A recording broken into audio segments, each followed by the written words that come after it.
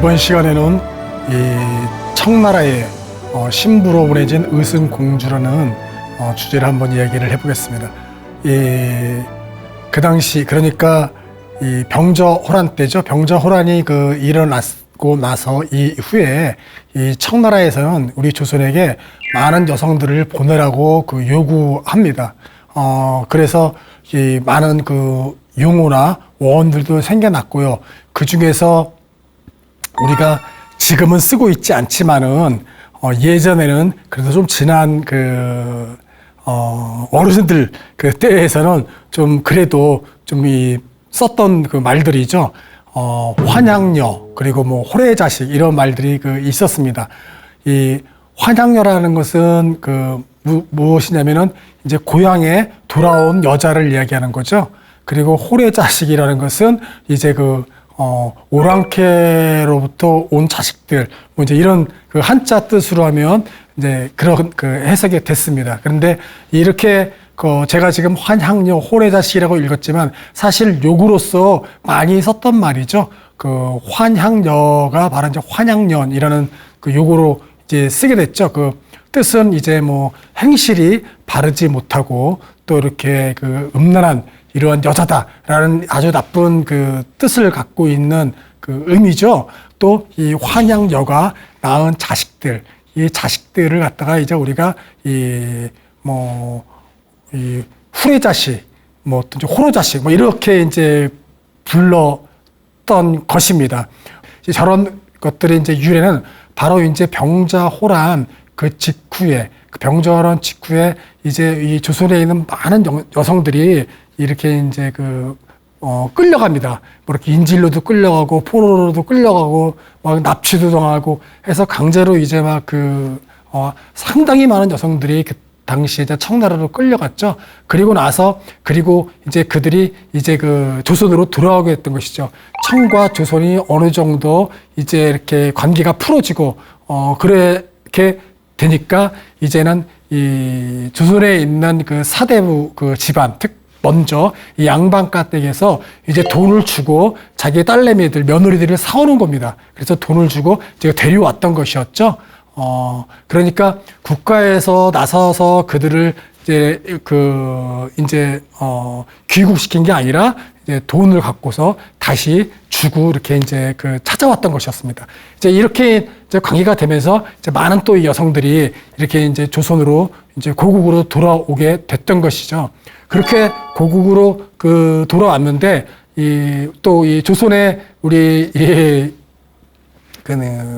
사대부의 남성들은 그 여들을 환영하지 않았습니다. 비록 데리고 왔지만 또 아버지 엄마야 그들을 갖다가 돈 주고 어쨌든 간에 데리고 왔겠지 모르겠지만 가문에 있는 형성된 친척들 그리고 또 일반 백성들의 보기에는 상당히 안 좋은 시선으로 여들을 바라봤습니다. 스스로 이렇게 자결을 하거나 아니면 자기가 어떠한 그런 오지를 말던가 그러한 어떤 사대부가의 여성상을 원했던 것이었죠. 절개를 지키지 못한 거에 대한 이런 거에 대해서 이제 그녀들을 아주 상당히 아주 나쁜 못된 이러한 이제 시선으로 돌아온 여자들을 봤습니다. 얼마나 그 당시 사회적 분위기가 이렇게 이제 막 자결을 강요도 했었고요. 이러한 것들이 그리고 또 이혼을 시키기도 했고요. 이러한 분위기였습니다. 그러니까 환향녀들은 어떤 이런 상당히 치욕스러운 삶을 청나라에서 살고 돌아왔음에도 불구하고 또 고국에서도 환영까지는 바라지 않았겠지만 그들을 동정하면서 이렇게 이제 포용하지 않았었습니다. 그러니까 이 인조가 봤을 때도 너무 심했기 때문에 인조가 이렇게 이야기를 하죠. 한양의 홍제천을 내서 몸을 씻고 건너온 여성들에게는 모두 이제 그런 환양녀가 아니다. 이렇게 이제 이제 선포를 한 것입니다. 그러니까 그녀들이 청나라에서 있었던 모든 과거들을 불문에 붙인다라고 이제 인조가 이제 명을 한 거였죠. 그 정도였기 때문에 얼마나 사회적으로 그녀들이 상당히 그 어떤 수모와 따돌림을 그 받았는지를 알 수가 있습니다.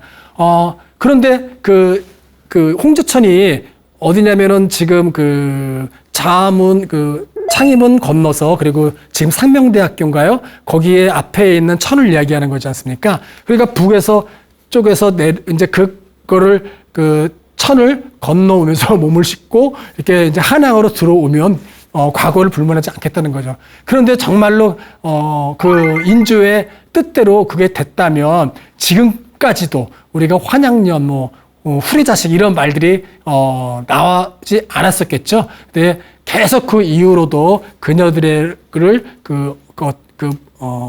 유구라고 그들에게 아주 그 치욕스러운 삶을 갖도록 했었기 때문에 지금도 우리가 그런 용어들이 살아남아서 지금도 쓰고 있는 것 같습니다. 병자호란이 끝나고 이제 나서 이제 병자호란이 이 전쟁 중에가 더 많은 이러한 여성들이 이제 끌려갔던 것이었죠. 이제 그래서 그들이 바로 이제 환향녀가 이제 로서 이제 들어왔던 겁니다. 그런데 이제 이제 나라에서 청나라가 공식적으로 병자호란이 끝나고 직후에 약 한 6개월 정도 지난 다음에 그 병자호란이 1636년 12월에서 1637년 한 2월까지 진행됐으니까요. 그리고 나서 한 9월 달쯤에 이 청나라에서 공식적으로 이 조선의 여성을 요구합니다. 이건 이제 국가 간의 이제 요구죠. 그래서 조선의 이제 여성을 요구하면서 우리 자기 청나라에 있는 많은 신하들과 조선의 대신들의 딸들의 혼인을 이제 하게 되는 겁니다. 그러한 이제 또 이제 이 조정에서 이 문제로 논의가 이제 아주 그냥 벌어지고 난리가 났었겠죠. 왜냐하면 대신들의 딸들을 요구했기 때문이죠. 그래서 이러한 또 이제 청나라의 이것을 갖고서 어떻게 이제 대처할 것이냐, 이제 그러한 와중입니다. 그러한 와중에서 이런 의슨 공주, 사실은 공주가 아니죠. 공주로 만든 겁니다. 그러니까 청나라에서 이렇게 혼사를 원하고 있으니 이제는 이 조정에서 정려를 줄 수 없으니까 이 첩의 딸이나 양녀를 만들고 공주도 만들고 이런 분위기인 거죠. 조정에서. 이럴 때 이제 의승 공주가 이제 만들어지는 겁니다. 의승 공주는 누구냐면은 이제 금림군 이계윤의 딸입니다. 금림군 이계윤의 딸이고요. 그 딸의 본명은 이예숙이라는 여성입니다. 이예숙은 그러니까 이렇게 왕실의 종친이죠. 이 사람도 아버지가 종친이고 그의 아버지 이계윤의 또 이 위로 올라가면은 바로 이 성종 서자의 후손입니다. 성종 서자의 후손이 바로 이기훈이고 그의 딸이 바로 이예숙입니다. 이렇게 이예숙은 왕실 종신의 딸이었고요.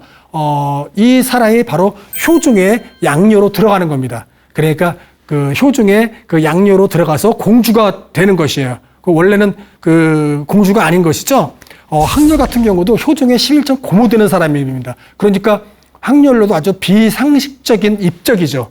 결국은 무엇인가 청나라로 가기 위해서 신분 세탁을 하고 효종의 딸로서 이제 이 혼례를 치르러 가는 것이죠. 그래서 우리가 이제 이 이예숙이 공주로 이제 만들어져서 이제 보내지게 이제 되는 것입니다. 자, 이제 청에서 좀 다시 이제 병자호란 직후가 되고 이 1637년 9월쯤에 이렇게 이제 이 칙서가 오른 것이죠. 청의 여러 신하들과 혼인하여서 화친을 공고히 한다. 그러니까 두 나라가 하나 되기 위해서는 국가 간에 이렇게 혼사로서 이루어져야 된다라고 이제 청에서 이제 얘기하는 것입니다. 그래서 이럴 때 이제 대신의 어떤 딸들 그리고 종친의 딸들 이러한 사람들을 이제 요구해서 결혼을 하려고 했던 것입니다. 그러니까 이 대신들은 자기들의 딸들을 보내기 싫어서 이제 첩의 딸, 소실의 딸, 그리고 양녀를 맞이해서 이제 변통을 하는 것이죠. 이러한 가운데서 이제 다행히 그때 당시에 그 청의 그 숭덕제였는데, 이 내용, 이 혼사를 그 취소시킵니다. 그러면서 이거를 다행히 취소시키고 한 3개월 이후에 다시 또 이제 그 칙서를 보냅니다. 그 칙서의 내용에는 이제는 이런 그 혼인이 아니라 시녀들을 보내라. 이 시녀를 보내는 것은 예전 명나라 때부터 조선과 있었던 이러한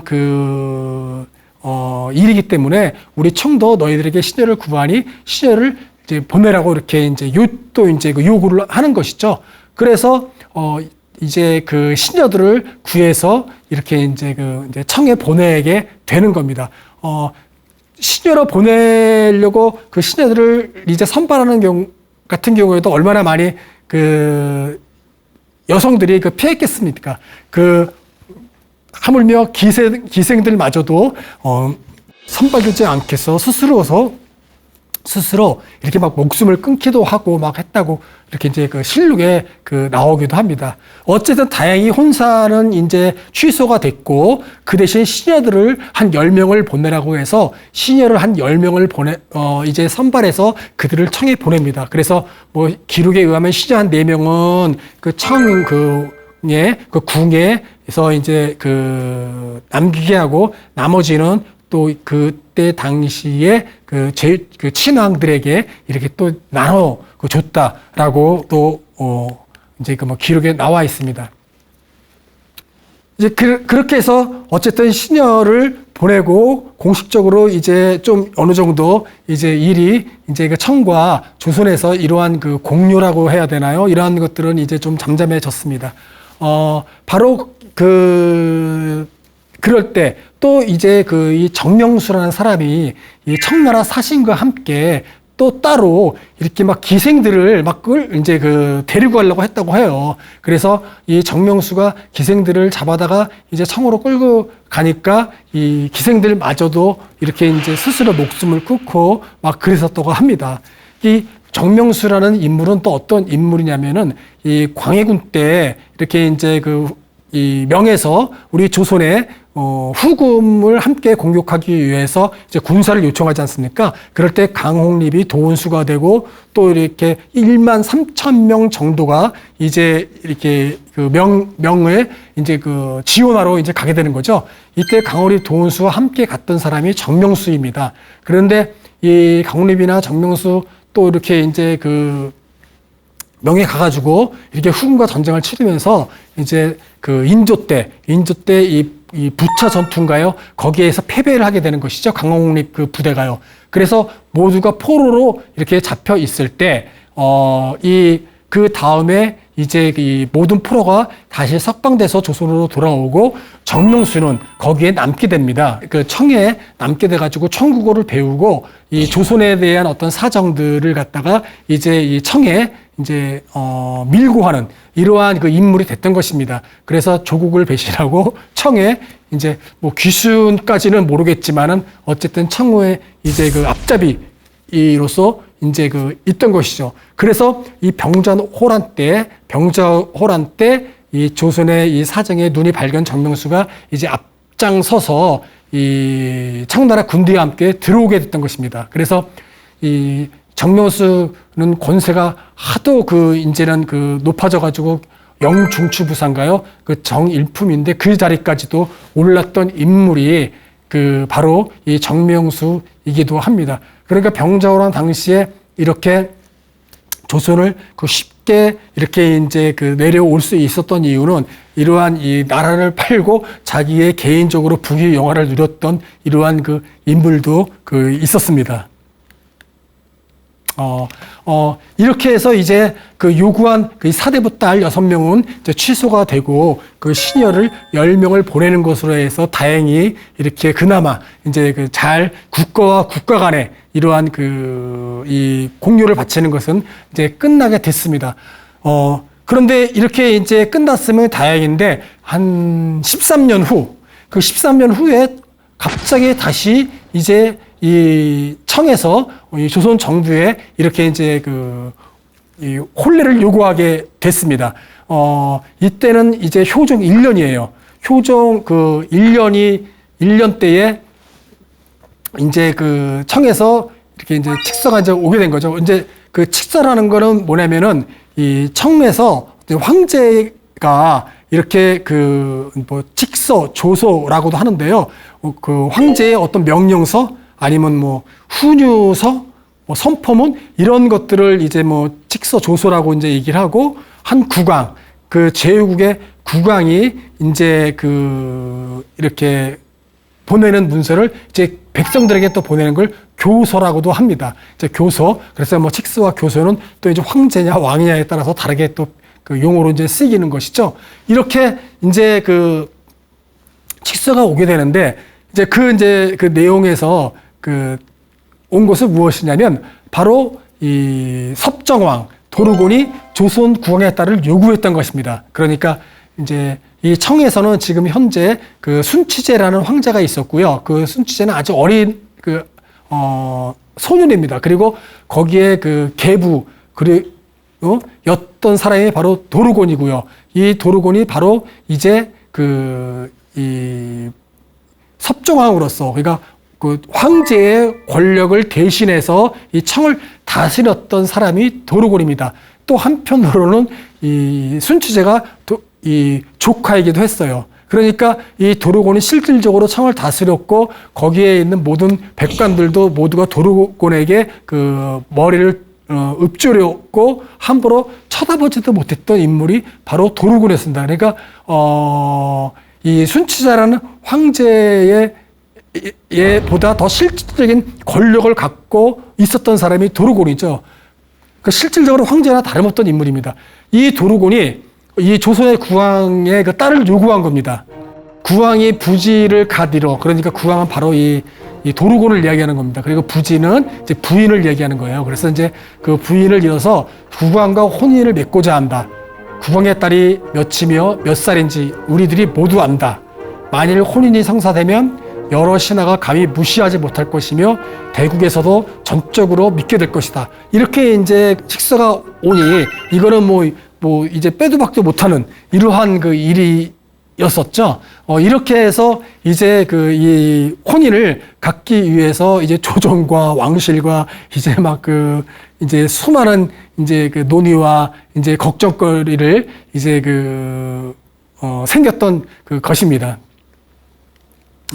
이제 그러다가 정말 다행스러운 거는 이제 다시 또 두 번째에 이제 칙서가 왔다고 해요. 그 내용은 뭐냐면은 아까 내관 나업이라는 사람이 효종에게는 어린 딸만 있고 다 큰 딸이 없다라고 막 얘기하면서 막 이제 넘기면서 이제 하니까 그쪽에서 이 도르곤이 왕실의 종친의 딸도 괜찮다. 국왕의 뭐 누이나 국왕의 딸이나 또는 국왕 종친의 딸, 더 나아가서 뭐 대신의 딸도 괜찮다. 뭐 이렇게까지도 이제 넓게 해가지고 이 요구를 다시 했다고 합니다.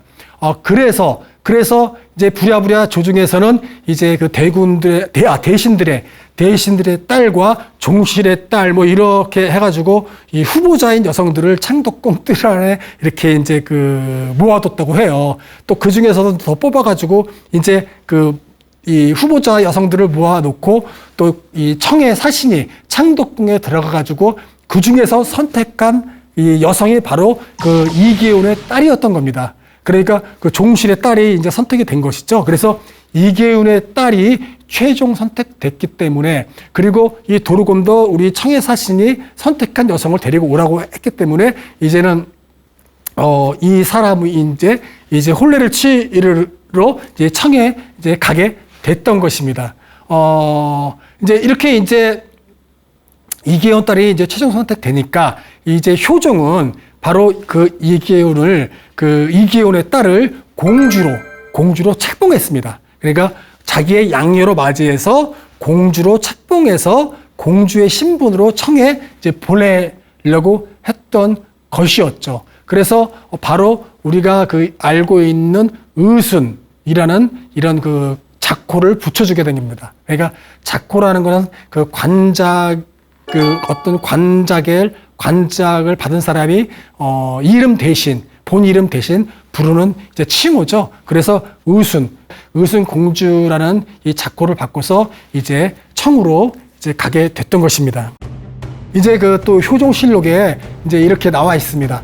시녀를 뽑는 일이 안으로는 서울로부터 밖으로는 팔방에 이르러 딸을 둔 집에서는 마치 병화를 피하듯이 달아나 숨고 심지어는 머리를 자르고 스스로 목매어 죽는 자까지 있어 원망과 탄식의 길이 가득합니다. 이제 이거는 이제 그 시녀를 뽑을 때도 이렇게 온 백성들이 다 알고서 딸을 가진 집안에서는 모두 그 딸을 숨겨두었고 또는 이제 스스로 목을 맺고 이러한 것들이 아주 그 원망과 탄식의 길이 가득했던 이러한 분위기를 이야기했던 겁니다. 그러니까 효종 1년 때 바로 그러한 그 청에서 그 칙서를 받고 의순 공주가 책봉돼서 이제 그 위로 올라가고 또 의순 공주를 따라서 또 시녀들이 한 16명이 가게 되거든요. 그러니까 뭐 의순 공주 혼자만 가는 것이 아니죠. 의순 공주 함께 가는 호위하는 우리 그런 관원들도 무관들도 있고요. 그리고 이 은여 그리고 뭐 수모 그러니까 의순공주가 거기서 이제 혼사를 치를 때 그 예를 도와주는 이러한 역할 그리고 이 외모를 꾸며주는 꾸며주는 이러한 그 수모 뭐 이렇게 여럿인 그 여성들도 함께 이제 가게 되는 것이죠. 그래서 기록이 하면 시녀도 한 16명이 따라갔다고 합니다. 그렇게 해서 이제 이제 청으로 의순 공주는 이제 가게 되는 이제 것이죠. 이렇게 이 조선은 이 청과 혼인 관계로서 어떤 이 국가 간에 서로 이렇게 이제 이 침략하지 않겠다는 뜻을 또 이제 나타내기도 하는 것이죠. 근데 이제 청 같은 경우는 혼례를 이제 치르는 어떤 목적이 사대 관계의 확립을 하기 위해서였던 것이었죠. 즉 조선을 통치하는 수사들로서 이렇게 국가 간의 혼인을 추진했던 것이었고요. 어떤 이 소국이 강대국을 섬겨서 받들어 모시게 하는 이러한 아주 불평등한 이러한 통치 수단으로서 이 조선과 청은 혼인이 바로 추진됐던 것입니다. 이러한 관계였기 때문에 우리는 청이 요촉하면 이렇게 이제 공료나 또는 이렇게 공식적인 이런 칙서를 통해서 대신의 딸, 종친의 딸들을 이렇게 이제 보냈던 것입니다.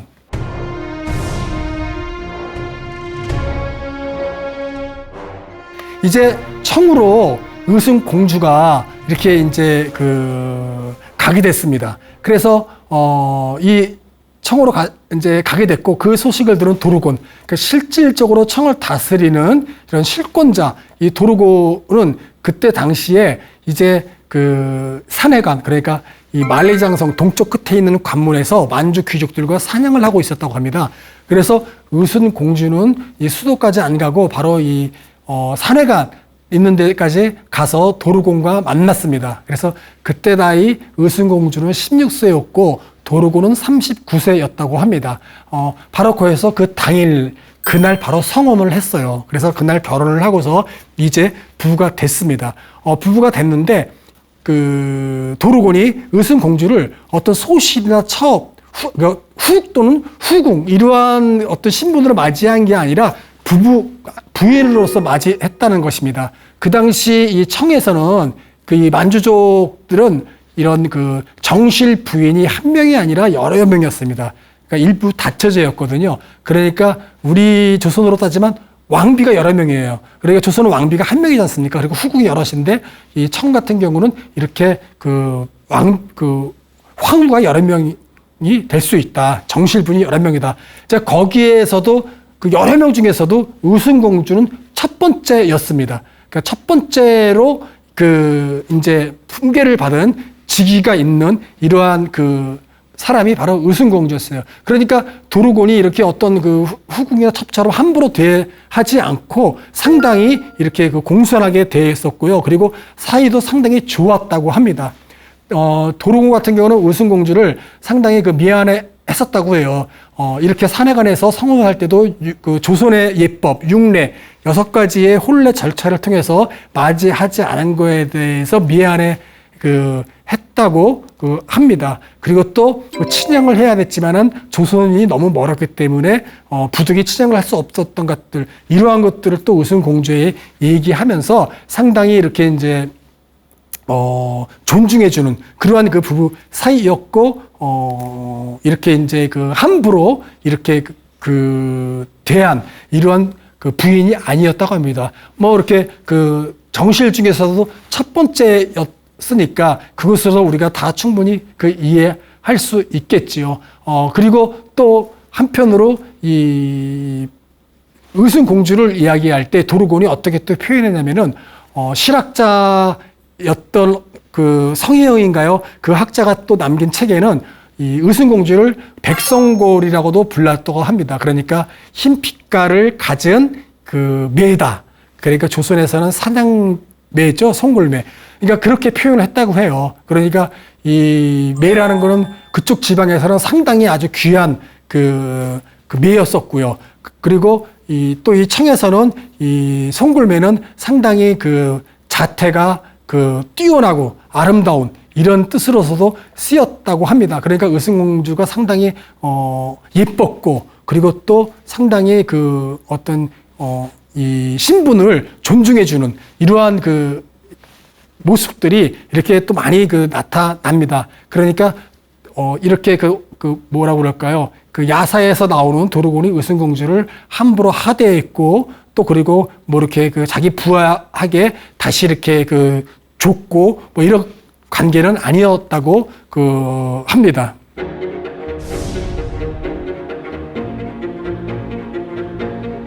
이 도르곤이 열하로, 그러니까 이제 황제의 여러 별장이 있었던 곳에로 이제 사냥을 갔다고 해요. 근데 사냥을 갔는데 사냥을 간 곳에서 이제 말에서 부상을 당하고 그 자리에서 사망했습니다. 그래서 7개월 만에 의순공주는 과부가 됐습니다.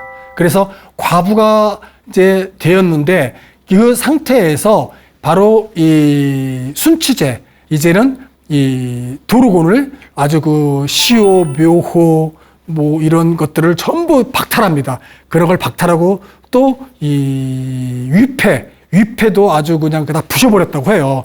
그리고 장례가 끝나고 묘를 다시 파헤쳐가지고 도르곤의 시신을 매질을 가하고 다시 목을 잘라가지고 효수했다고 합니다. 그러니까 그만큼 도르곤이 청나라를 다스리면서 순치제를 무시하고 자기 멋대로 맘대로 나라를 다스렸나 보죠. 그리고 또 순치제가 다시 이제 자기가 황권을 갖고서 있으니까 도르곤을 그렇게 숙청을 시켰던 것이죠. 그리고 또 수많은 사람들을 순치제가 다 숙청을 시킵니다. 그러니까 의순공주는 과부가 된 상태에서 자기가 불안한 신분으로 있던 것이었죠. 그러한 상태에서 의순공주는 다시 또 결혼을 합니다. 다시 결혼하는데 누구한테 가냐면 도르곤의 부하한테 다시 또 이제 혼례를 치릅니다. 그렇게 살게 되다가 또 이 부로가 약 1년 반 정도 지난 다음에 죽습니다. 그래서 다시 또 과부가 되는 거예요. 그래서 의순공주는 청나라에 가서 2번을 결혼하고 이제 과부가 돼서 그 나라에서 계속 이제 있게 됐던 것입니다. 그러니까 아주 상당히 불행한 삶을 이제 과부로 살게 됐던 것이었죠. 그리고 이 도르곤으로부터 사랑은 받았지만 순치제가 황권을 다시 강화하고 이 도르곤을 숙청하면서 이제 의순공주는 이제 과부의 신분으로 그냥 남아 있게 됐던 겁니다. 유목민족, 그러니까 우리에서도 부여, 그 당시 고려, 만주 쪽에 있는 사람들, 이렇게 사람들에게는 이렇게 이제 형사취수제라는 것이 있었습니다. 형사취수라는 것은, 이제 형이 죽으면 이 형수한테 장가든다. 이런 이제 뜻이에요. 그러니까 형이 죽으면 형수가 재산을 상속받고 그 재산을 갖고 있다가 또 자기 혈족이 아닌 사람과 결혼을 하면 그 재산이 본 형에 있던 본 형의 혈 쪽에서 재산이 그 유출되는 것이죠. 다른 혈 쪽으로. 그러니까 그런 거를 이제 방지하는 차원이 첫 번째고요. 그래서 바로 그 아래 동생이 형수와 다시 결혼해서 형수를 취하는 겁니다. 그러니까 또 그 동생이 장가를 가는 것이죠. 그 형수에게. 그래서 그 혈 쪽의 재산을 지키는 이러한 것들이 또 이제 첫 번째 이유이기도 하고요. 두 번째는 또 형수가 상속권을 받지 못해서 있으면 그 생활이 궁핍해지니까 경제적인 문제를 해결하고자 다시 그 형의 동생이 결혼을 해서 그 형수의 그 생활을 다시 이렇게 이제 그 여유롭게 그 경제적으로 문제되지 않게 만들어주는 뜻도 있습니다. 그래서 이러한 것을 통해서 이렇게 계속 자기의 혈족의 재산을 지키고 또 형수의 어떤 그 이러한 그 어려움을 겪을 수 있는 것을 다시 그 혈족이 받아줘서 자기의 어떤 친족으로 받아주는 것이죠. 뭐 이러한 의미, 이러한 뜻, 이러한 이유들 때문에 유목민족에서는 형사치수가 있었습니다. 그러니까 아까 그 제가 의순공주가 그 도르곤에게 결혼을 하고 7개월 만에 그 도르곤이 죽고 다시 또 그의 그 조카되는 부하에게, 조카이면서 부하인 사람에게 다시 또 결혼할 수 있었던 것이었죠. 이렇게 유목민족에서는 또 이 청나라에서는 이렇게 그 화본공주라고 그래가지고 이 민족에게, 그 다른 민족들에게 그 자기의 왕족의 여자들을 계속 이렇게 시집을 보내는 것이죠. 그래서 어떤 이런 통치 수단으로서의 이 혼사를 통해 가지고 관계를 맺는 것이죠. 이러한 것들이 상당히 자연스러웠기 때문에 의순공주도 그렇게 이제 조선에서는 아주 있을 수도 없는 일이죠. 그 시동생에 의해 다시 또 간다는 거는 수조를 하고 살아야 되는 것이죠, 조선에서는. 그러나 아주 자연스럽게 유목민족들은 이렇게 동생이 또 그 형수와 또 결혼을 해가지고 살았었던 겁니다. 이러한 분위기 때문에 의순공주도 거기에서 그럴 수 있었고요. 그렇게 해서 어쨌든 의순공주는 청에서 이제 계속 살 수 있었습니다. 그러다가 효종 3년인가요? 효종 3년 때 이제 어떤 일이 이제 생기냐면은 그의 아버지 금림교 어떤 이계운이 이제 사신으로 청을 이렇게 오고 가고 그랬다고 합니다. 그러다가 이 아버지가 그 황제에게 이제 요청을 하게 되는 것이죠. 자기의 딸이 과부로서 불쌍하게 살고 있으니까 이제 자기 딸을 귀국시키기를 원합니다 하면서 데려가게 해달라고 하니까 그 청나라의 조정에서도 이제 그 의순공주 이용 가치는 이제 하나도 없고 하기 때문에 의순공주가 가련하고 불쌍하게 혼자 사느니 아버지를 따라서 조선으로 이제 가게 한다라고 하면서 이제 귀국을 시켜주는 겁니다. 그래서 의순공주가 이제 다시 조선으로 오게 되는 거죠. 그런데 조선 조정은 또 발칵 뒤집힙니다. 왜 그러냐면은 왕의 허락도 없이 그리고 조정에서 논의도 없이 자기 개인적으로 자기의 딸을 데리고 왔다는 것에 대해서 문제를 삼는 거죠. 그리고 만일 이것이 잘못됐을 경우, 만약에 청의 황제가 그것을 거부했을 경우 일의 문제가 더 커졌으면 어쩔 뻔했느냐라고 하면서 발생되지도 않은 일을 그것을 또 트집을 잡고 이렇게 이제 그 아버지를 몰아세우는 거죠. 그래서 또 한번 곤욕을 치르게 이제 되는 겁니다. 그래서 그 아버지는 그 딸을 데리고 왔을 때 뭐 야사 같은 경우 보면은 많은 사람들이 그 침을 뱉고 또 아버지를 욕하고 막 그랬다고 해요. 왜 그러냐면 그때 당시에 또 소문이 뭐였냐면은 이 아버지가 그 청나라에서 주는 많은 어떤 재물들, 특히 뭐 비단을 많이 보내니까 그것을 받아서 부자가 되기 위해서 자기 딸을 팔았다라고 막 이렇게 이제 알려지기도 했었습니다. 그런데 청사신이 이제 많은 후보자 가운데서 선택을 했던 것이었거든요. 그래서 이러한 오해와 소문들이 퍼져서 아버지도 상당히 이렇게 이제 곤욕스럽고 또한 이런 의순공주도 이 청에서 2번이나 결혼하고 돌아왔으니 조선에서 많은 백성들과 그리고 이 조정에서 봤을 때는 수절하지 못하고 절개도 지키지 못했던 이런 그리고 또 환양녀로서 조정에 들어왔으니 상당히 그녀가 이렇게 이제 살아있는 것에 대해서 못마땅한 것으로서 의순공주를 계속해서 바라봤던 것이죠. 즉 무슨 말이냐면은 이 자결을 해서 이 어떤 그러한 그 절개를 지켜 어떤 모습으로서 나와줘야 되는데 그렇지 않았던 것이었죠. 그렇게 돼서 이제 귀국을 하게 이제 그 되고요. 그리고 나서 이제 현종 때인가요? 현종 때에 이제 그 효종 다음이 이제 현종이죠. 현종은 이 의순 공주의 자기를 몰수하고 이계운의 딸로 이제 격화시킵니다. 그러니까 효종의 양녀에서도 이제 삭탈한 거죠. 효종의 양녀에서도 이제 빼고 또 공주 자기에서도 이제 그 몰수해 버리고 결국은 이계운도 그 종친의 그 어떤 집안이었지 않습니까? 그러니까 효종의 11촌 고모의 그 어떤 그 혈통으로는 그 족보상화는 그렇게 됐던 것이었고 또 성종의 서자의 어떤 그 후손들이었는데 이계운을 이제 평민으로도 또 현종이 만들어 버립니다.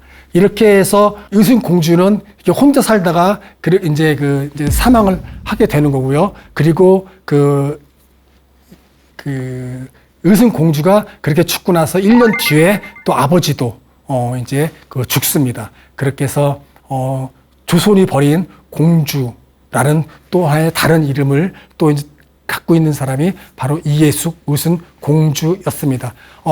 그래서 이러한 역사의 사실 내용들이 또 전설로 돼서 남아 있는데 그것이 의정부에 있는 금호동에 있는 바로 그 묘입니다. 거기에 이제 그 족두리 묘라고 있는데 족두리 산소라고도 불리웁니다. 이제 그 이유는 뭐냐면 이 전설에서도 우리가 또 슬픈 이야기를 알 수가 있는데 이렇게 이 족두리묘의 전설은 뭐냐면은 의순 공주가 청나라로 끌려갈 때 압록강을 건너기 직전에 스스로 물에 빠져가지고 죽었다라는 겁니다.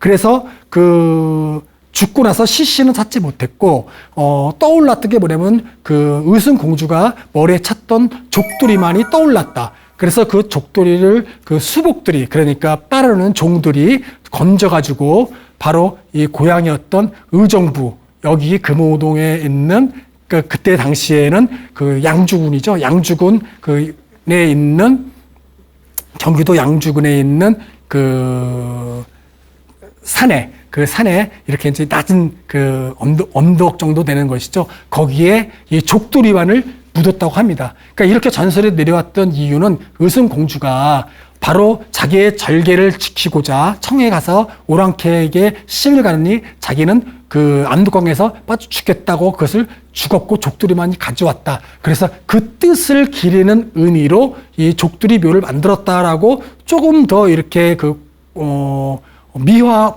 포장해가지고 이렇게 전설로 내려온 겁니다. 그러니까 역사적인 사실과는 다른 내용이죠. 그래서 이것이 지금도 이 의정부에 있는 그런 그 금호 동에 족두리 묘로 이렇게 남아 있습니다. 그래서 여기에 주민들은 이와 관련된 이렇게 막 농악놀이도 있고요. 또 이 근처에는 아버지 이계모도 있고요. 또 여기에 의순 공주의 이름을 따서 의순 초등학교도 또 있습니다.